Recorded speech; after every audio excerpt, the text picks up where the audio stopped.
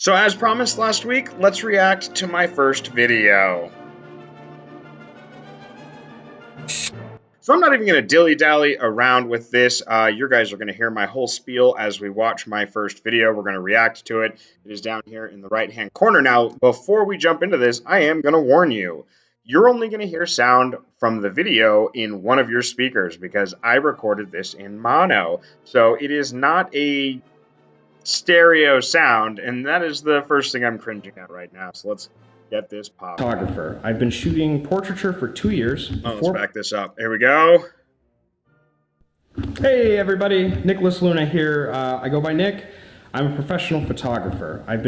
So I've been really good about not saying my last name in the vast majority of my videos and not saying my full first name. So it's kind of awkward that I did that. This looks terrible. It's super noisy. You can't see my hair contrasted against the black background. Not very good lighting, and obviously the sound is terrible. I've been shooting portraiture for 2 years. Before portraiture, I shot landscape. Wow, my editing skills were not up to par either. My edit breaks are not perfect, but they're a lot better than they were in this video. Night skates and infrared. And today I want to discuss 5 mistakes I made as a photographer when I first got started, at least professionally. So 360p There's some great is the content highest here on quality YouTube. Wonderful that I was content that goes over technique. Hold on a second. Do you guys hear that? Do you hear that? Got started, at least professionally. Did you hear that? Now, I was using this microphone right here, but it was on the D50-100, and you can actually hear the motor inside of the lens focusing as it focuses on me, and you can hear that through the microphone. There's a couple other videos that this happens in. I actually just ended up turning off autofocus because no matter what I did, you could hear it on the microphone. And again, it's in mono. It's terrible. Let's get back into it. There's some great content here on YouTube. Wonderful content that goes over techniques that other photographers see that beginners make.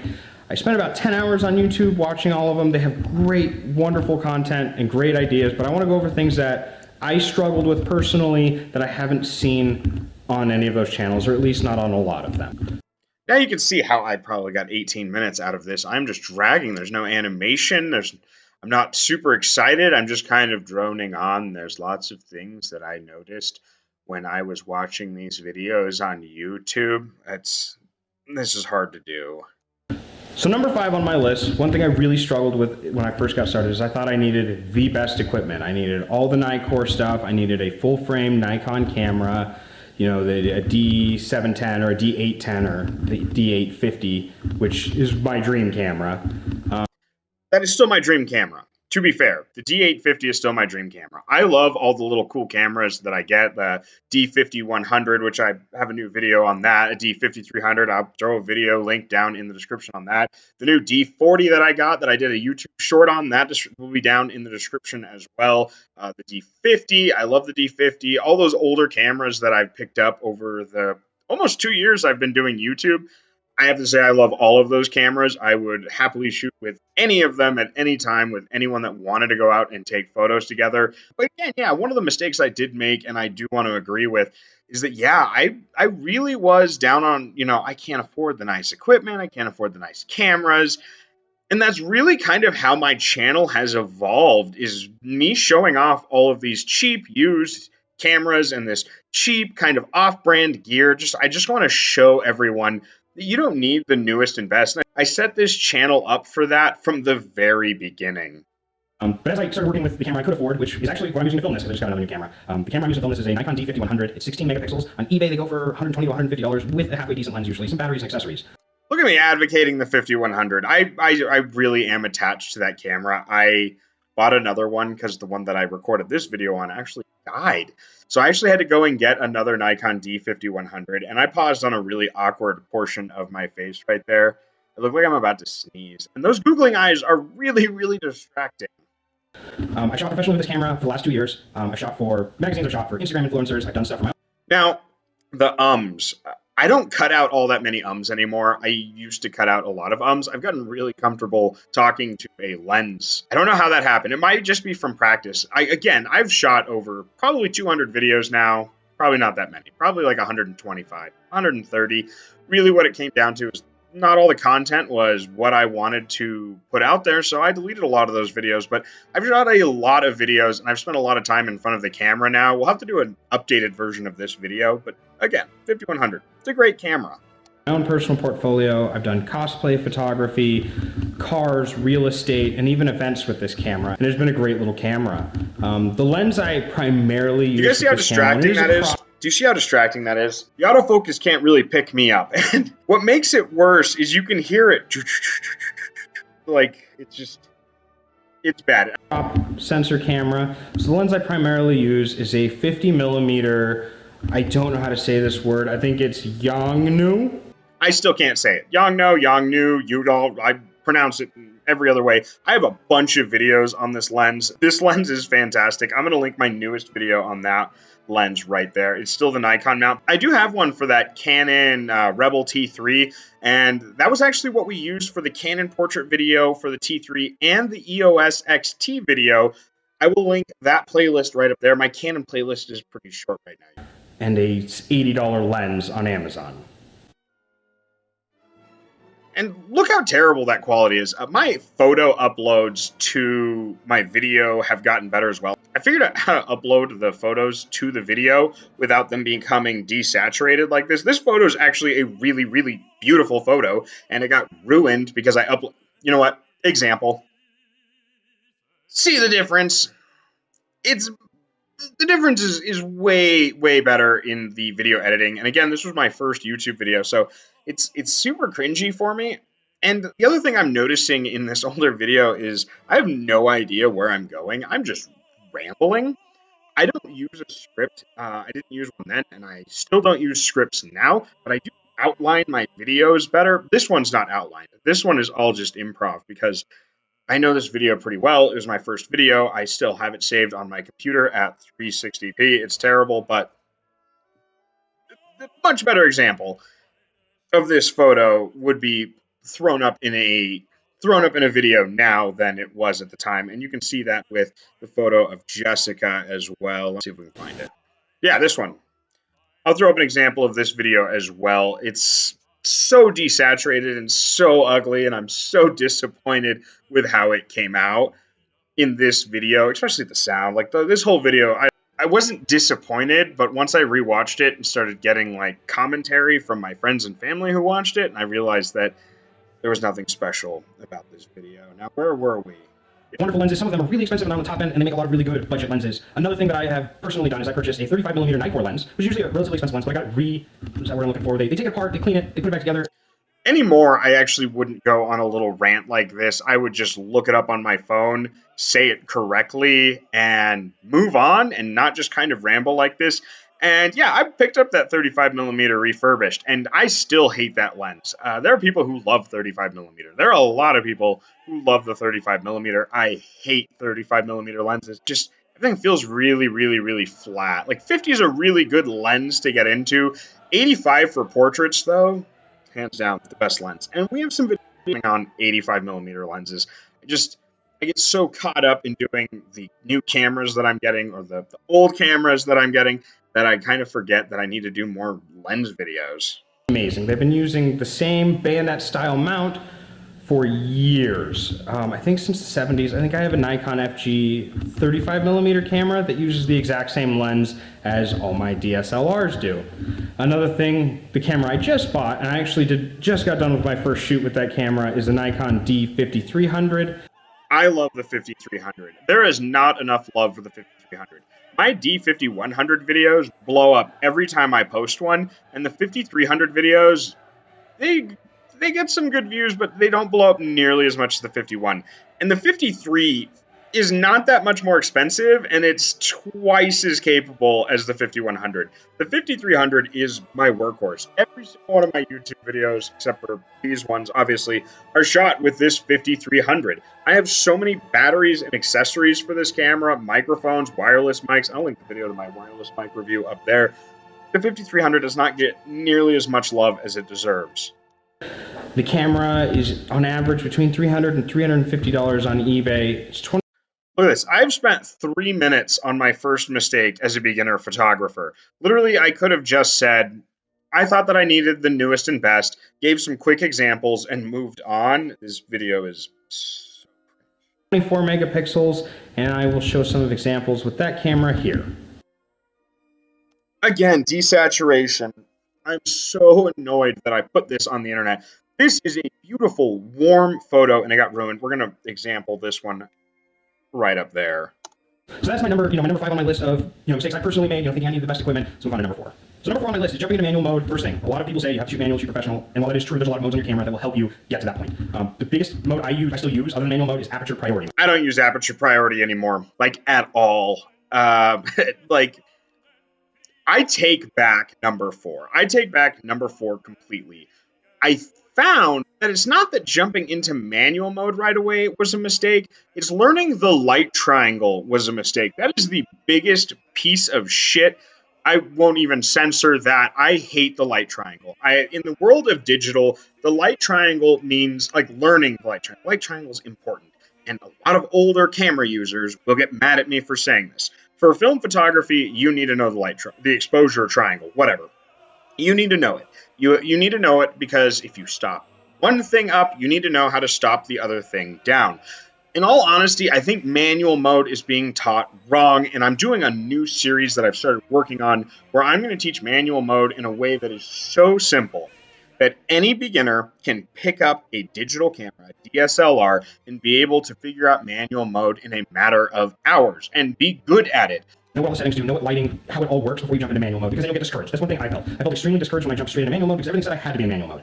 That discouragement really hindered my progress as a photographer as I struggled to learn.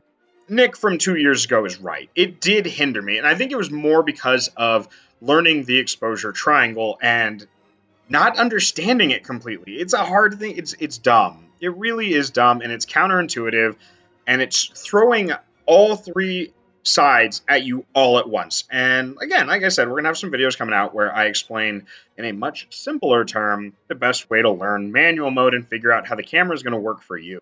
But yeah, number 4 is definitely jumping straight into manual mode. Everything tells you got to be in manual mode. Manual mode is important. It is. It really is important, but knowing your camera and knowing what everything does. I also don't have any music. I just noticed that. All my new videos for a while now have had music. This one has no music. Takes priority. And then when you drop into manual mode, it'll be a lot easier. You'll transition easier and your photos will really pop. So the third thing I want to discuss, and I'll give you a little bit of backstory before I jump into it, is I come from the world of film. In high school and even with landscape, and I was shooting a lot of film photography. So for a long time when I got into digital, I thought, I can do everything in the camera. I don't need to edit. Now, I hindered myself a lot by having that stance. There are things that the camera can do that are... I mean, yeah, I came from the world of film. I still shoot some film photography. I enjoy shooting film. Editing is super important now. Clients are expecting more and more. Every single client I've worked with is expecting more and more and more post-processing. It's really important to learn, and there's a lot of good tutorials on YouTube. I don't really have any. If you guys want to see editing tutorials, let me know down in the comment section. Amazing. I still do a lot of lighting tricks. I still do long exposure, portraiture, and all that stuff. Here's an example. Oh my god. Again, desaturated. Here's the proper photo of how it's supposed to look. And I had that sitting way too long. In order to get those results that I want. But editing is really important. There's a lot of great programs out there. I subscribe to Adobe Photoshop. So quickly though, we're at 6 minutes, we're on number 3. I really dragged out number 5. Number 4 was really short. Number 3, we're right in here now. I don't know how much more of this I'm going to be able to take. And what really got me headed in the direction of editing was when I found out all the editing that old-timey photographers did in the darkroom. Silver film. If you haven't seen it yet, I have an entire video. I bought a box of haunted photos. I'll link that one right up there. Those old tintypes have paint on them. They painted rosy cheeks on those people, and it's absolutely amazing. Editing has always happened. As long as photography has existed, editing has existed. That's the fact of the matter. So the second thing I want to discuss is composition. I was terrible at composing photos. Example. Those are desaturated, but they're really bad photos, so I'm not going to show them.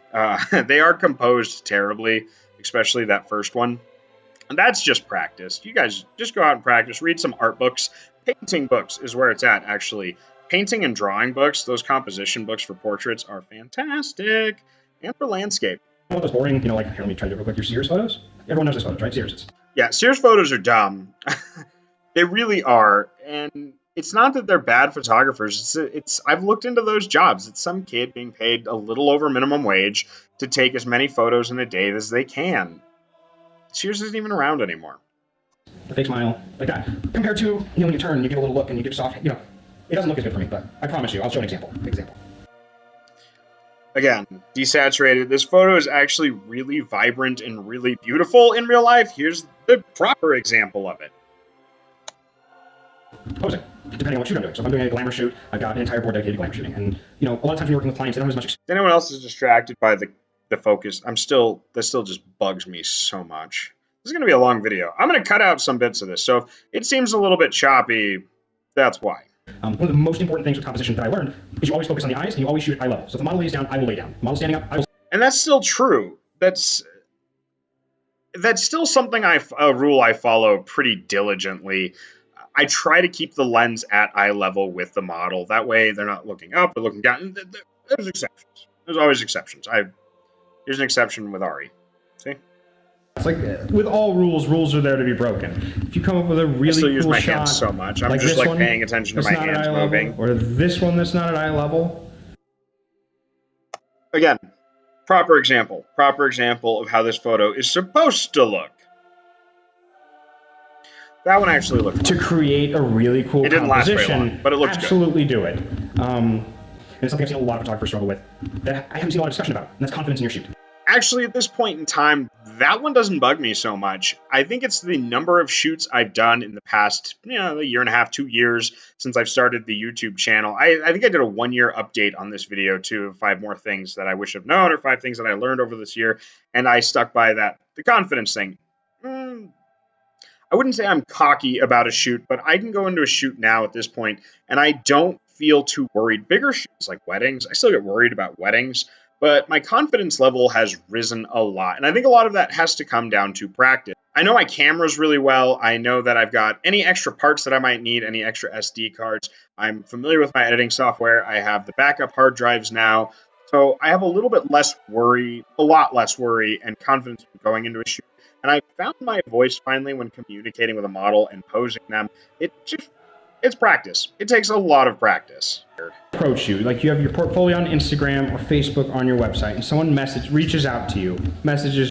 One thing interesting I have found in this video so far is I'm very monotone in the very beginning, and you can kind of watch my progress as I get more animated. I've gotten to a point where I can just start animated when I shoot the video over taking a little bit of time, and I actually have a warm-up that I use. I always do a fun testing video. Maybe I'll release a whole reel of those one of these days where I'm just like saying random and weird things to get myself pumped up for the video. It's actually a lot of fun. It's a really good exercise. I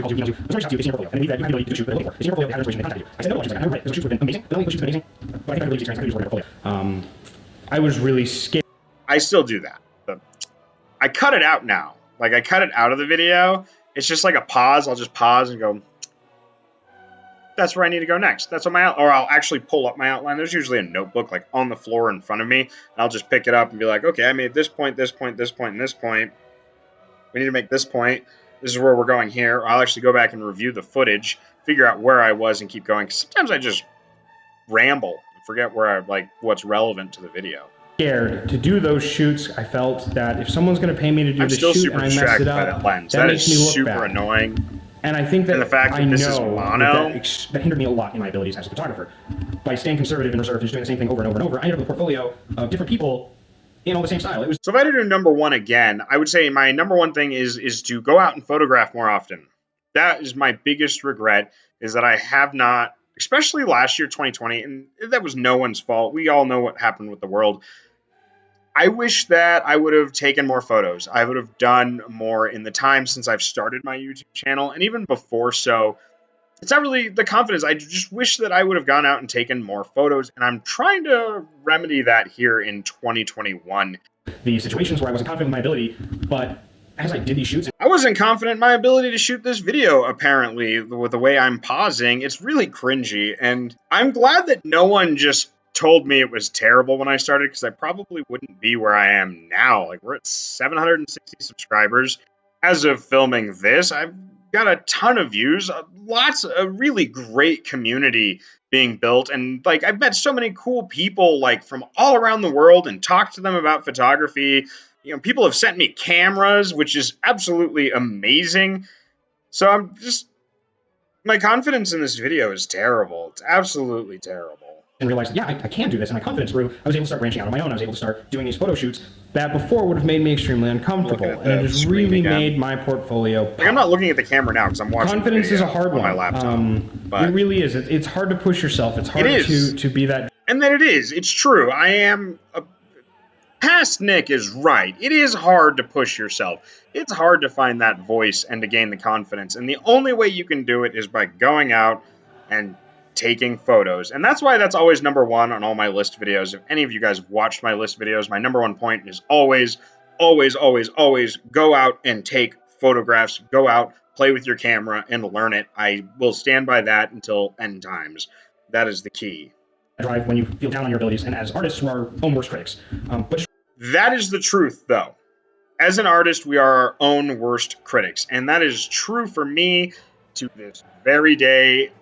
If I go out and do a shoot, if we're talking 200 photos an hour, and probably 20 of those I like. And they're all good photos, but there's only 20 that I really, truly like. And out of that 20, there's probably only 5 that I think are exceptional. Yeah, probably about 5 that I think like really stand out. Remember, if someone reaches out to you, they've seen your work, they've seen your portfolio, and they absolutely believe that you are the best person for the job that they contacted you about. I have a yes because I don't think the video's long enough. I don't know why I thought that. We're at 15 minutes. My longest videos now are about 15 minutes. I think this video is probably going to be 25 minutes because it's a full reaction to an 18-minute video, and I have to give commentary. I don't know why I did this. 8 to 12 minutes is my normal length video anymore, except for the shorts. The shorts are awesome. I love the shorts. YouTube Shorts is so much fun. I'm going to put a playlist of all my YouTube Shorts down in the description because I'm able to reach out and communicate with you in these like quick little 1-minute videos where you can get like an idea of what's coming up or what I'm working on or what's going on really quickly. And I think that it is a fantastic tool that YouTube has given me. But my longer length videos, my reviews, my street photography videos, all that kind of stuff, 8 to 12, sometimes 15 on the higher end. I don't know what was wrong with me. I look like I got buck teeth and that still. Because I didn't ramble as much as I anticipated. You rambled more than you anticipated. You just were a worrywart. That's really what it came down to, is I was afraid that I didn't get enough good footage, and then when I put it together, I realized it was 18. I was like, people will watch an 18-minute video. I think the retention rate on this is like 4 minutes. Going into this, so here's some notable extras. The first notable extra I have: shoot consistently. I don't mean technique-wise. Try new things. Always been on the lookout for a cool composition, all that jazz. Shoot consistently. Yes, that is good advice. You should have started with that. That should have been your number one. Shoot consistently.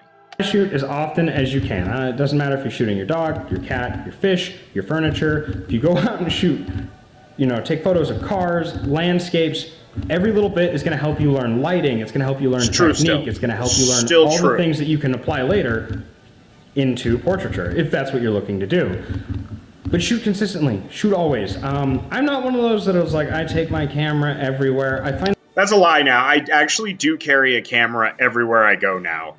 It's not always a DSLR. Sometimes I have a point and shoot with me. Sometimes it's, my phone camera, but I always know that there is a camera on me, and I'm consistently taking photos all the time. I cannot even share all the photos that I take because there's just so many of them. I probably take 1 to 200 photos a day. And generally that 1 to 200 photos a day, I save maybe 1 or 2 of them.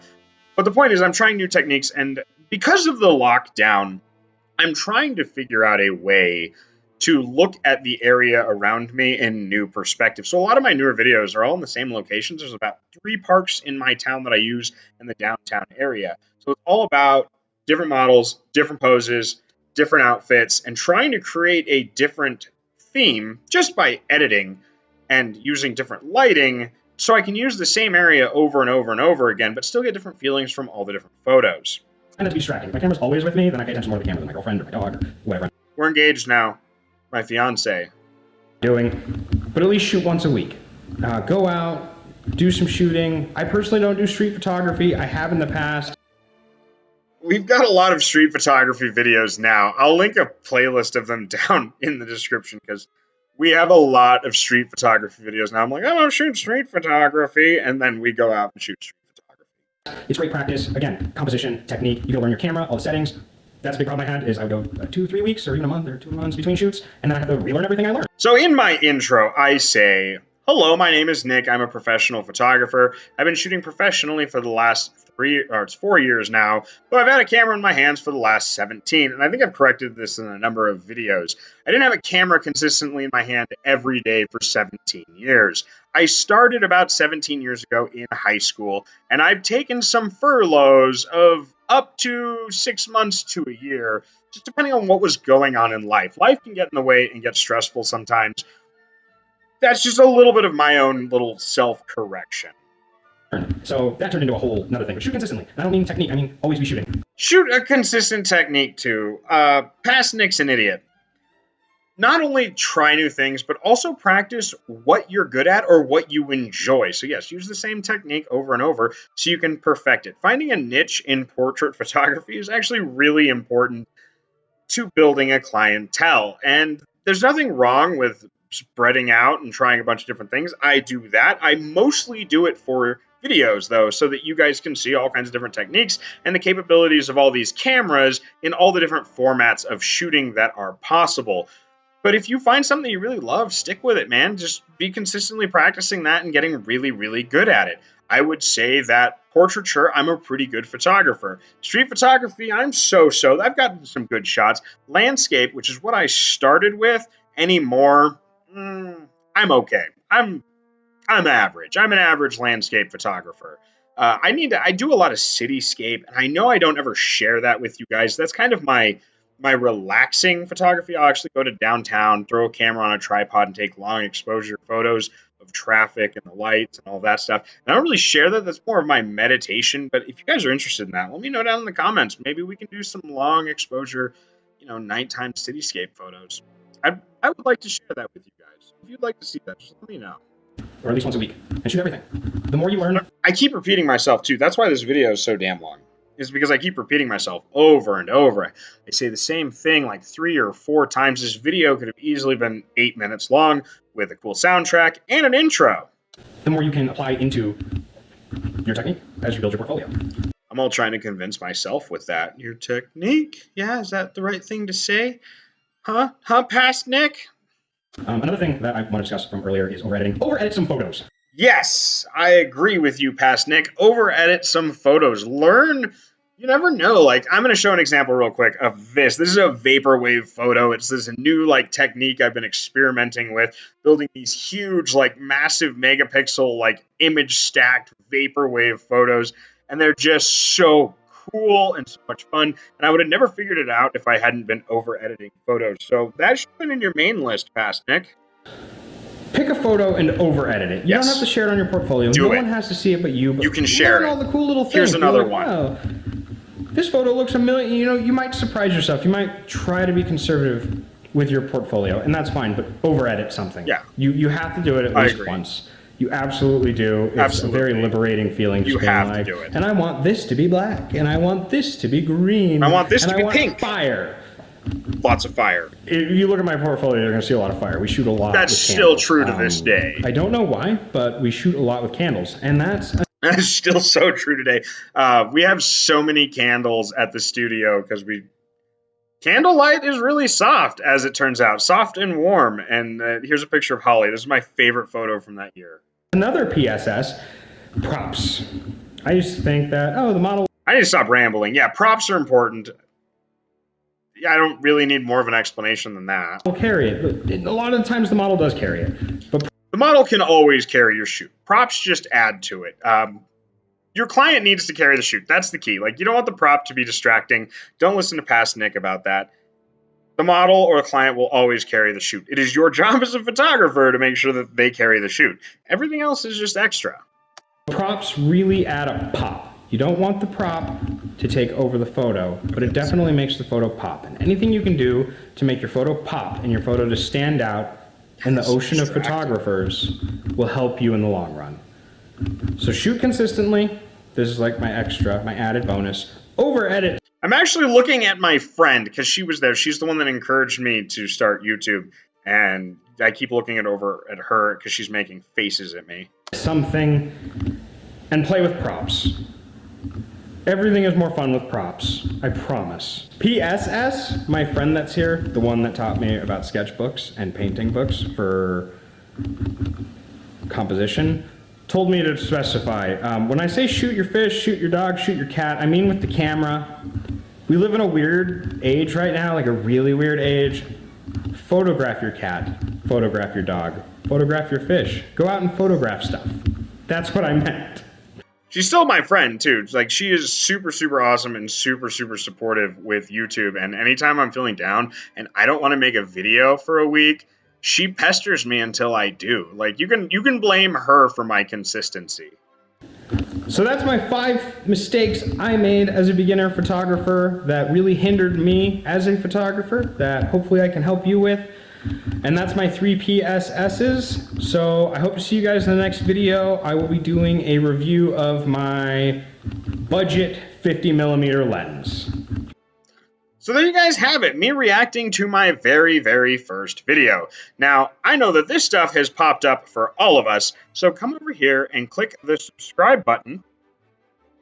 Go to my channel, hit subscribe, and hit the bell notification. I upload one of these longer length videos once a week. I upload 2 to 3 shorts a week. Sometimes one, depends on my mood. And 1,000 subscribers, we're giving away a Nikon N80 35mm film camera. Thank you guys again so much. I don't really have any more to sign off with because I'm still kind of cringing pretty hardcore on the inside about that entire video, and I don't know why it's still up on YouTube. Oh, one last thing. Get some merch. It'll be in the link down in the description. This is probably one of my favorite little shirts. It's got a bunch of cute cameras. It's actually this background image, but not pinked. It's just black and white.